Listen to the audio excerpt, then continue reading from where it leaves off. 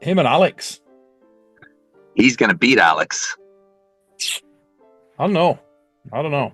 He's going to beat Hermes. He's going to beat Vitaly. In this video, we will talk about Ryan Bowen asking Engin Terzi to give him a match at East versus West. And also Ryan has now found out who is the person behind the delusional Ryan Bowen series. Irakli Zedakashvili has found a new challenger for his East versus West 95 kg world title. Todd Hutchings versus Evgeny Prudnik rematch confirmed. Then Devon is looking really light. He's already below 105 kilos. How far further down in weight can he go from this point? And finally, Devon believes that this arm wrestler at this moment can beat about anyone in this world on the right arm. Almost every single arm wrestler. Who is he? Let's find out. Ryan uploaded a video asking Engin Terzi to give him a match at East versus West in the 95 kg weight division. The opponent that he has picked for himself is Bojidar Semyonov. Bojidar is ranked 10th there, and that's why Ryan wants this match so that he can get into the top 10 world rankings at 95 kilos. Well, I think Bojidar is ranked there because he competed against Adam Warzinski, the match which he lost, and that match was not at 85 kilos. Adam was allowed to be heavier in that match. I don't know how heavy exactly, maybe 92 kilos, maybe 90, but that match was not at 85, and maybe that's why Bojidar is even ranked in the 95 kg division. So first of all, this does not really make Bojidar the 10th best 95 kg guy in the world. He's just simply not that guy. And second of all, how did this sudden mind change happen to Bowen? Because if I remember correctly, he was talking after the Coach Ray match which he lost at 95 kilos that there is nothing that can convince him to ever cut weight to 95 kilos ever again. 105 kilos is his new place and that's where he's going to be. But it took Paul Lynn about 5 to 10 minutes of convincing and explaining to Ryan to literally make him change his decision to such an extent where he believes right now that 95 kg is truly the best place for him. And now he has shifted his top 10 105 kg goals to 95 kilos. And Ryan has also found out that Ray Strong is the person who is behind the delusional Bowen series. To me, this was not shocking news at all because in 2021, Ray Strong did message me about this thing, and at that time, I think he was being pretty open about this. He was not trying to hide his identity. So to me, this was not news, but to Bowen, it was. Maybe Ryan could have asked me about this thing. Engin Terzi has set up a new title match between Irakli Zedakashvili and his opponent, who is multiple times world champion and multiple times AMC champion, Georgi Tautiev, the tall guy. So this match is going to be interesting, and unlike Irakli Zedakashvili, Georgi is pretty vocal and he can trash talk easily if needed. So Irakli said that he does not deserve a shot, talking about Georgi Tautiev, and Georgi's reply was, I was always the one who used to beat at WAF and Worlds. I was the one who stood at the top of the podium and it was never you. So I definitely deserve a shot, and you are good only because you are being put up against hook arm wrestlers. When you face a top level elite top roller like me, your wrist is going to fold. And Irakli did not really have any response to that. But there is a response that he has, and that response is something which Engin Terzi saw on his phone. It was a new practice poll between Irakli and Levan in which supposedly Irakli was pinning Levan Saginashvili. We can easily say that this does not matter because Irakli always does well against Levan in the practices, but he can measure himself while arm wrestling with Levan. Levan just cannot be in a terrible shape because about a month ago he defeated Devon, maybe a couple of months ago.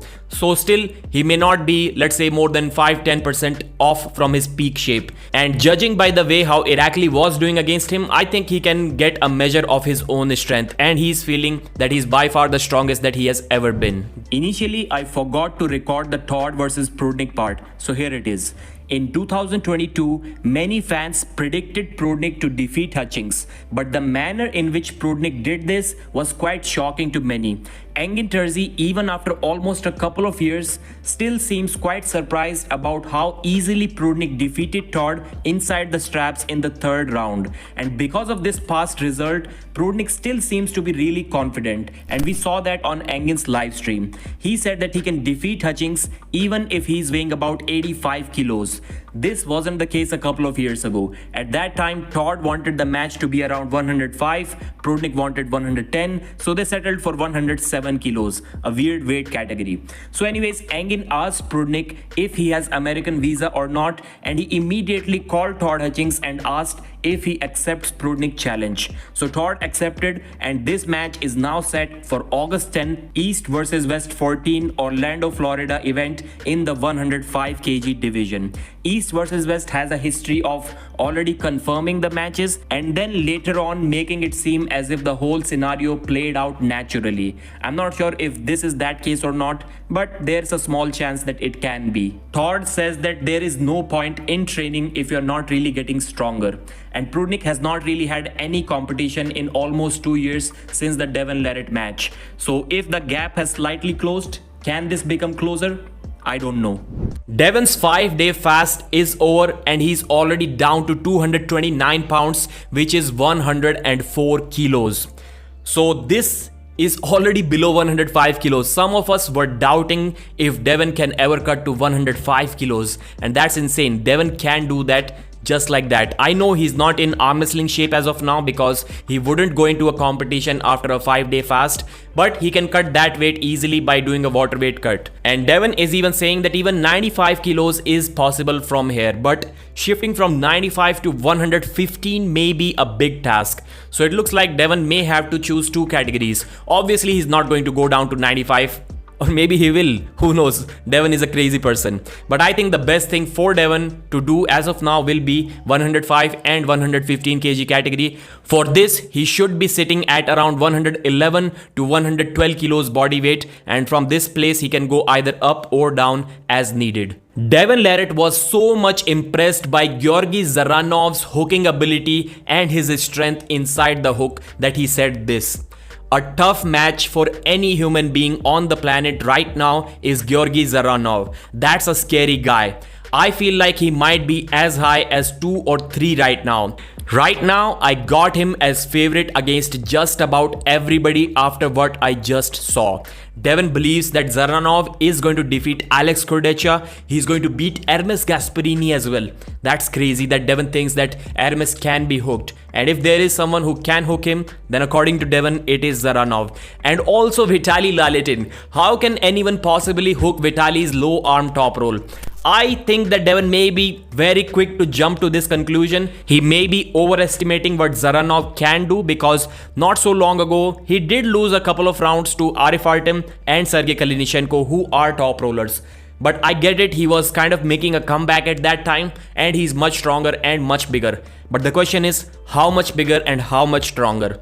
Because from that shape to beating Vitaly Lalitin and Hermes Gasparini, he will need to be at least 20% stronger. And I don't think that it is the case. So mention your thoughts in the comment section. Can the Kazakhstan caveman defeat everyone? Is he really top 5 in the world? Forget about top 3. Can he be top 5 in the world as of now? Thanks for watching. Like the video and subscribe.